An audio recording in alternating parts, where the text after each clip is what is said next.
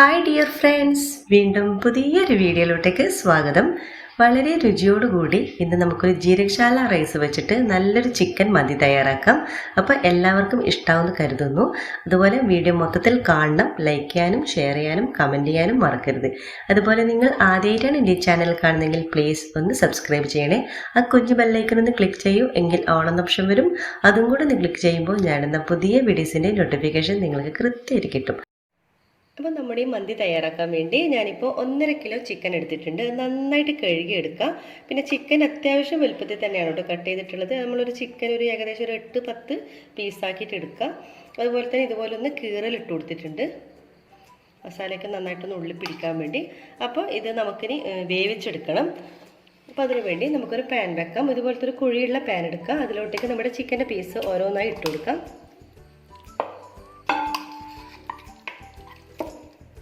അപ്പം എല്ലാം ഇതുപോലെ ഒന്ന് നിരത്തി കൊടുക്കാം കേട്ടോ. അതിനുശേഷം നമ്മൾ ഇതിലോട്ടേക്ക് ചേർത്ത് കൊടുക്കുന്നത് 1 ടേബിൾ സ്പൂണോളം കുരുമുളക് പൊടി ചേർത്ത് കൊടുക്കുന്നുണ്ട്.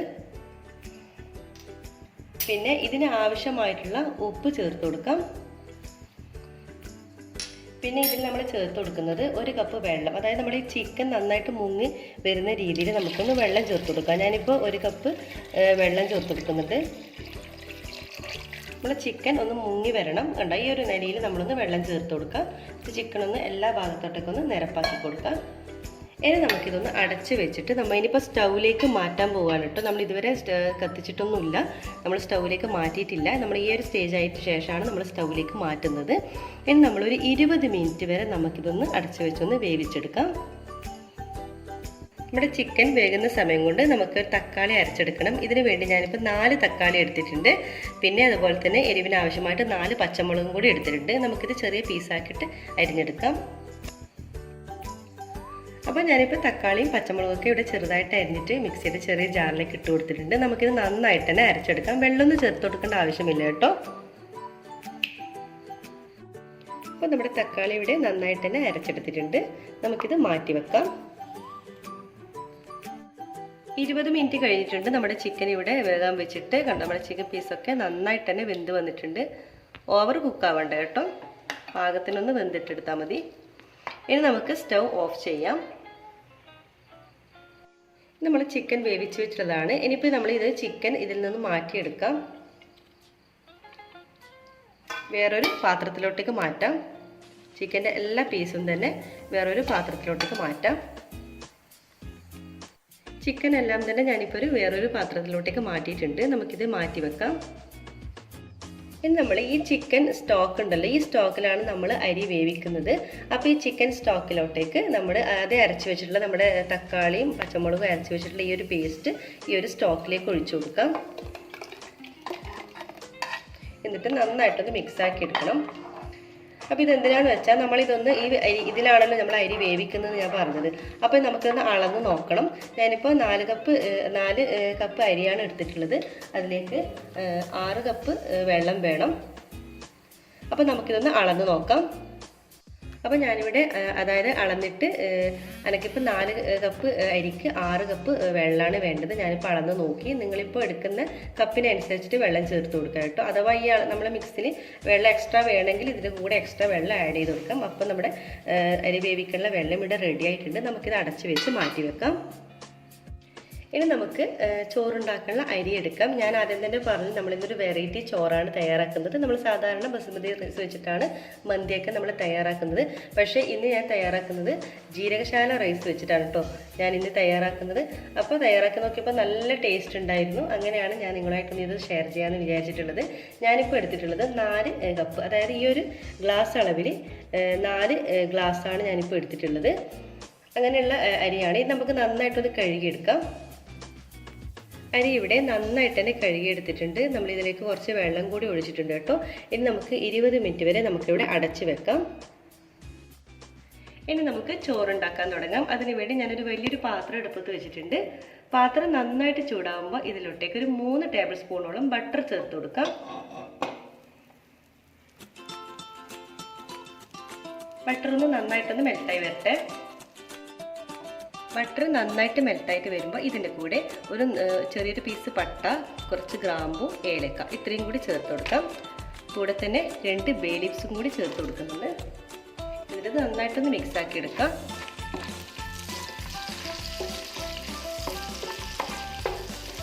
അതൊക്കെ മൂത്തിട്ട് നല്ലൊരു മണം വരും, ബട്ടർ കിടന്നിട്ട് നന്നായിട്ടുള്ളൊരു സ്മെല്ല് വരും. അപ്പോൾ ഇതിൻ്റെ കൂടെ നമ്മൾ ചേർത്ത് കൊടുക്കുന്നത് 2 മീഡിയം സൈസുള്ള 2 സവാള നീളത്തിൽ അരിഞ്ഞതാണ്. അതും കൂടി ഇതിലേക്ക് ചേർത്ത് കൊടുക്കാം. എന്നിട്ട് നന്നായിട്ടൊന്ന് മിക്സാക്കി എടുക്കാം. നമ്മുടെ സവാള നന്നായിട്ടൊന്ന് വാടി വരണം, അതുവരെ ഒന്ന് നന്നായിട്ടൊന്ന് മിക്സാക്കി എടുക്കാം.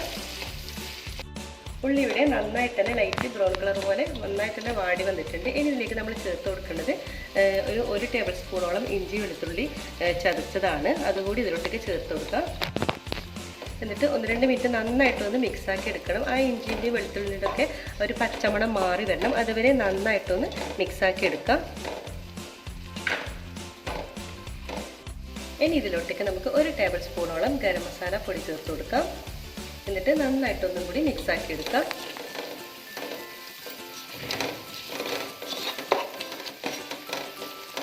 ഇവിടെ നന്നായിട്ട് തന്നെ മിക്സാക്കി എടുത്തിട്ടുണ്ട്.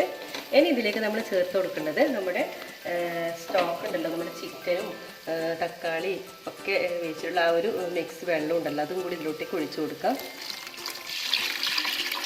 ഇനി ഇതിലാണ് നമ്മൾ അരി വേവിക്കുന്നത്. അപ്പോൾ നല്ല രുചിയായിരിക്കും നമ്മുടെ ഒരു ചോറിനുണ്ടാകുന്നത്. നമ്മുടെ ചിക്കൻ സ്റ്റോക്കും ഒക്കെ കൂടി നല്ലൊരു ടേസ്റ്റ് ആയിരിക്കും. അപ്പോൾ ഇത് നന്നായിട്ടൊന്ന് മിക്സാക്കി എടുക്കണം. ഒന്ന് നന്നായിട്ടൊന്ന് തിള വരട്ടെ.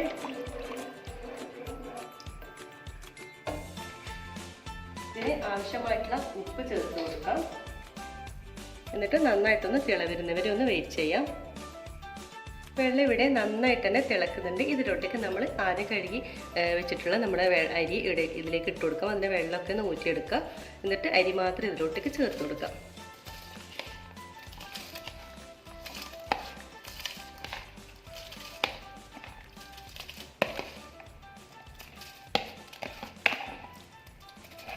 എന്നിട്ട് നന്നായിട്ടൊന്ന് മിക്സാക്കി എടുക്കണം. എന്നിട്ട് ഈ വെള്ളം ഒന്ന് വറ്റി വരണം, അതുവരെ നന്നായിട്ട് തന്നെ തിളപ്പിക്കാം.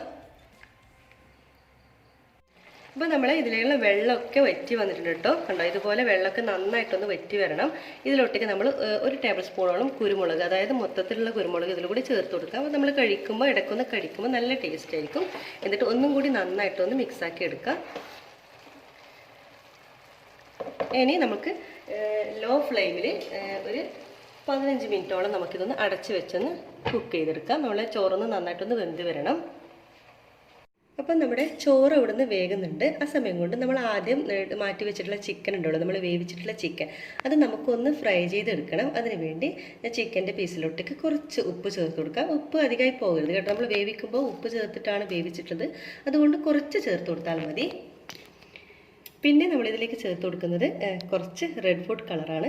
അതായത് ഓപ്ഷനിലാണ് കേട്ടോ. നമ്മൾ വീഡിയോയിലൊക്കെ ആകുമ്പോൾ ഇത്തിരി കാണാനുള്ള ഭംഗിക്ക് വേണ്ടി മാത്രമാണ് കേട്ടോ ചേർത്ത് കൊടുക്കുന്നത്. നമ്മൾ വീട്ടിലാണെങ്കിൽ ഒരിക്കലും ഇത് ചേർത്ത് കൊടുക്കേണ്ട ആവശ്യമില്ല. അപ്പോൾ ഒരു ഇത്തിരി ഭംഗിക്ക് വേണ്ടി മാത്രം ചേർത്ത് കൊടുക്കുന്നതാണ്. അപ്പോൾ ഒരു ഇത്തിരി നമുക്കൊരു food colour, red food colour കൂടി ചേർത്ത് കൊടുക്കുന്നുണ്ട്. പിന്നെ 1 ടേബിൾ സ്പൂണോളം മുളക് പൊടി ഇതിലേക്ക് ചേർത്ത് കൊടുക്കാം. എന്നിട്ട് എല്ലാം കൂടി ഇത് നന്നായിട്ടൊന്ന് മിക്സാക്കി എടുക്കാം. അപ്പോൾ നമ്മുടെ ചിക്കനൊക്കെ ഇവിടെ നന്നായിട്ട് തന്നെ മസാല പുരട്ടി വെച്ചിട്ടുണ്ട്. നമുക്കിതിനെ ഒന്ന് ഷാലോ ഫ്രൈ ചെയ്തെടുക്കണം. അതിനുവേണ്ടി നമുക്കൊരു പാൻ വെക്കാം. അതിലോട്ടേക്ക് ഒരു അല്പം ബട്ടർ ഒന്ന് സ്പ്രെഡ് ചെയ്ത് കൊടുക്കാം. ഇതിലോട്ടേക്ക് നമ്മുടെ മസാല പുരട്ടി വെച്ചിട്ടുള്ള ചിക്കൻ ഇട്ട് കൊടുക്കാം.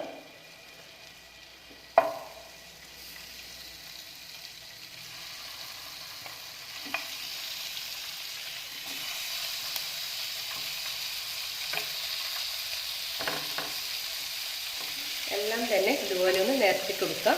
ഇനി എല്ലാ ഭാഗവും നമുക്ക് ഈ ഒരു ബട്ടറിനൊന്ന് മൊരിയിച്ചെടുക്കണം. അതുവരെ ഒരു ഭാഗം ആകുമ്പോൾ നമുക്ക് തിരിച്ചിട്ട് കൊടുക്കണം. ചിക്കൻ ഒരു ഭാഗം ആകുമ്പോൾ നമുക്കൊന്ന് തിരിച്ചിട്ട് കൊടുക്കാം.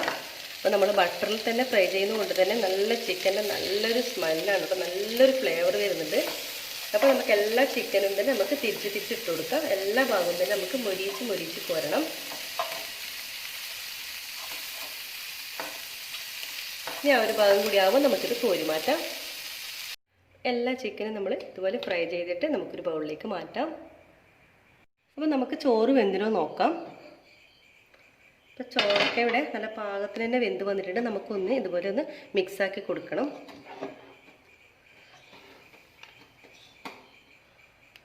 നല്ല പാകത്തിന് തന്നെ വെന്ത് വന്നിട്ടുണ്ട്. ഒട്ടിപ്പിടിച്ചിട്ടൊന്നുമില്ല കേട്ടോ നമ്മുടെ ചോറ്. ഇത് നല്ല ഒരു സ്മെല്ലായിരിക്കും നമ്മുടെ ഈ ഒരു ചോറിന് ഉണ്ടാകുന്നത്. ഇനി നമുക്ക് ഇതിൻ്റെ മുകളിലോട്ടേക്ക് നമ്മൾ നേരത്തെ ഫ്രൈ ചെയ്ത് വെച്ചിട്ടുള്ള ചിക്കൻ ഓരോന്നും ഇട്ട് കൊടുക്കാം. അപ്പോൾ ആ ചിക്കൻ്റെ ആ ഒരു പൊരിച്ച ചിക്കൻ്റെ നല്ലൊരു ഫ്ലേവറും നമ്മുടെ ഈ ഒരു ചോറിലേക്ക് ഉണ്ടാവും. എല്ലാം തന്നെ നമുക്കിതൊന്ന് നിരത്തി കൊടുക്കണം. അപ്പം നമ്മുടെ പൊരിച്ച ചിക്കൻ എല്ലാം തന്നെ ഇവിടെ നിരത്തി കൊടുത്തിട്ടുണ്ട്. ഇനി നമുക്ക് അടച്ച് വെച്ചിട്ട് ഒരു 2 മിനിറ്റും കൂടി നമുക്കിതൊന്ന് ദം ചെയ്തെടുക്കാം. 2 മിനിറ്റ് ദം ചെയ്തതിന് ശേഷം നമുക്കിതൊന്ന് ഓപ്പൺ ചെയ്ത് നോക്കാം. ഇനി നമ്മുടെ ഈ ഒരു പൊരിച്ച ചിക്കനൊക്കെ നമുക്ക് വേറൊരു പ്ലേറ്റിലോട്ടേക്ക് മാറ്റാം. നമ്മുടെ ചോറൊന്ന് മിക്സാക്കി എടുക്കണം. അപ്പോൾ ഇതെല്ലാം തന്നെ നമുക്ക് മാറ്റിയിട്ട് വേറൊരു പ്ലേറ്റിലോട്ടേക്ക് മാറ്റാം. നമ്മൾ സെർവ് ചെയ്യുമ്പോൾ നമ്മൾ ചോറിൻ്റെ കൂടെ ഈ ചിക്കൻ്റെ പീസ് ഓരോന്നായിട്ട് വെച്ച് കൊടുത്താൽ മതി. ഇപ്പം നമ്മൾ മൊത്തത്തിൽ ഈ ചിക്കനും ചോറും കൂടി മിക്സാക്കുന്ന നേരത്ത് നമ്മൾ ചിക്കനൊക്കെ പൊട്ടിപ്പോകാൻ ചാൻസ് ഉണ്ട്. അപ്പോൾ നമ്മൾ ഇങ്ങനെ ചെയ്യുമ്പോൾ നമ്മൾ ചിക്കനൊന്നും പൊട്ടിപ്പോകില്ല. അപ്പോൾ എല്ലാ ചിക്കനും തന്നെ നമുക്കിവിടെ മാറ്റിയെടുക്കാം. ഇനി നമുക്ക് ചോറൊന്ന് മിക്സാക്കി എടുക്കണം.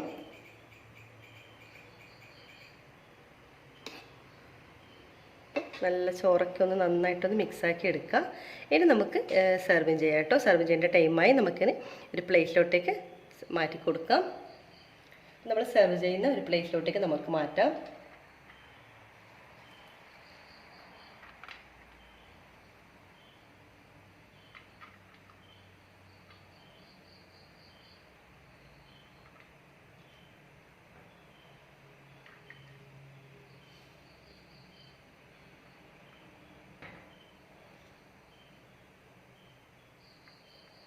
അപ്പം നമ്മുടെ ചോറക്കയുടെ വിളമ്പിയിട്ടുണ്ട്. ഇനി ഇതിൻ്റെ മുകളിൽ നമ്മൾ ഫ്രൈ ചെയ്ത് വെച്ചിട്ടുള്ള ചിക്കൻ്റെ പീസ് വെച്ച് കൊടുക്കാം. അപ്പോൾ നമ്മൾ രുചിയേറിയിട്ടുള്ള നല്ല ടേസ്റ്റ് ആയിട്ടുള്ള നമ്മുടെ ഫ്രൈ ചെയ്തിട്ടുള്ള മന്തി ഇവിടെ റെഡി ആയിട്ടുണ്ട് കേട്ടോ. ഈ ഒരു രീതിയിൽ, അതായത് ജീരശാല റൈസ് വെച്ചിട്ട് നിങ്ങൾ ഈ ഒരു രീതിയിലൊന്ന് മന്തി തയ്യാറാക്കി നോക്കുക കേട്ടോ. നിങ്ങൾക്ക് എല്ലാവർക്കും ഇഷ്ടമാവും കേട്ടോ. നിങ്ങൾ ചെയ്ത് നോക്കുന്ന സമയത്ത് ഫീഡ്ബാക്ക് അറിയിക്കാൻ മറക്കരുത്. അതുപോലെ നിങ്ങൾ ആദ്യമായിട്ടാണ് എൻ്റെ ചാനൽ കാണുന്നതെങ്കിൽ പ്ലീസ് ഒന്ന് സബ്സ്ക്രൈബ് ചെയ്യണേ.